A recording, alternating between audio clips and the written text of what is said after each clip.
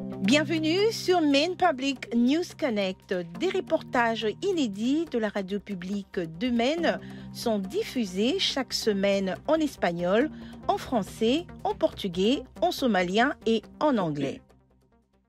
Bienvenue sur Maine Public News Connect et très heureuse de vous retrouver en ce vendredi 20 janvier 2023. Je suis Victoire Liwanga et voici tout de suite les principaux titres de l'actualité de cette semaine.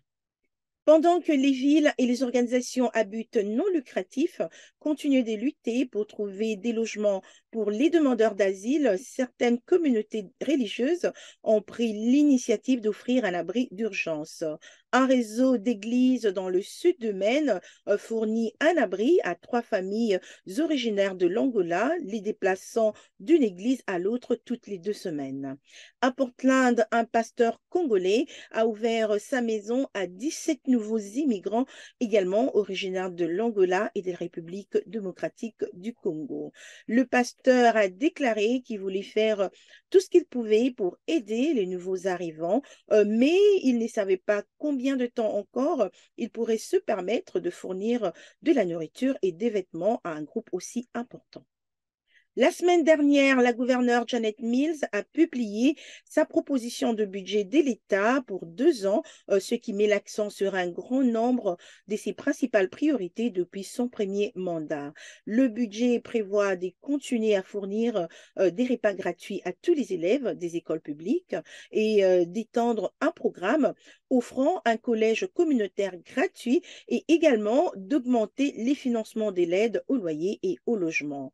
Les républicains de l'Assemblée législative de l'État ont déclaré qu'ils étaient préoccupés par les augmentations des dépenses proposées nécessaires pour poursuivre les programmes, tandis que les démocrates ont pour la plupart salué le plan, signalant que le budget doit être approuvé par les 2 chambres de l'Assemblée législative et nécessitera probablement le soutien des républicains.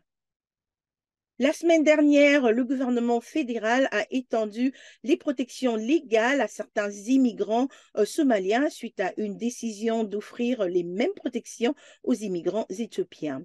Le programme appelé statut de protection temporaire offre une protection contre l'expulsion aux personnes originaires des pays considérés comme dangereux pour y retourner. Dans ces décisions concernant la Somalie et l'Éthiopie, le gouvernement fédéral a invoqué des conflits armés, des catastrophes naturelles et des épidémies.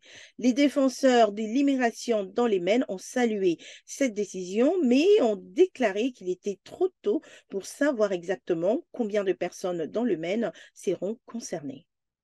Les dirigeants de 14 groupes qui encouragent la justice raciale dans les Maine ont reçu des subventions de l'organisme Maine Community Foundation. L'une des bénéficiaires est Désirée Vargas, qui est cofondatrice d'un groupe qui milite pour l'équité raciale à Bangor. Et elle a déclaré qu'elle utilisera l'argent pour accéder à un coaching professionnel.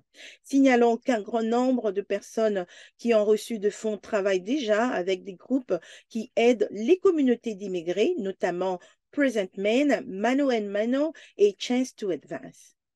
C'est la fin de ce bulletin pour Maine Public News Connect.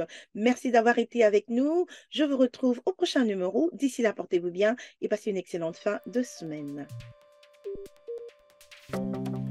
Maine Public News Connect est en partenariat avec des organismes exceptionnels de partout dans le Maine qui s'engagent à fournir un accès aux nouvelles et aux informations importantes pour tous. Nous tenons à remercier tout particulièrement les organismes suivants pour leur soutien et leurs efforts. Maine Immigrant Rights Coalition, Present Maine, les communautés congolaises et angolaises de Maine, Amjambo Africa, Catholic Charities of Maine, Greater Portland Immigrant Welcome Center, Portland Adult Education, Portland City Office of Economic Opportunities, Prosperity Maine, Maine Health Access Foundation, ainsi que l'organisme Maine Humanities Council. Maine Public News Connect a été rendu possible par des donateurs individuels, des entreprises et des fondations de partout dans le Maine, et plus particulièrement par Seaport Credit Union, Hannaford Supermarkets, IDEX, Kohu and Patricia Ewan, Maine Housing et Sam L. Cohen Foundation. Merci pour votre précieux soutien. Maine Public News Connect est aussi rendu possible par Kohu et Patricia Ewan qui s'engagent à combler les différences culturelles dans nos communautés. Juntos. Ensemble. Warajir. Junto. Seaport Credit Union. Together. Chez Maine Housing, la maison est un confort, la maison est la clé.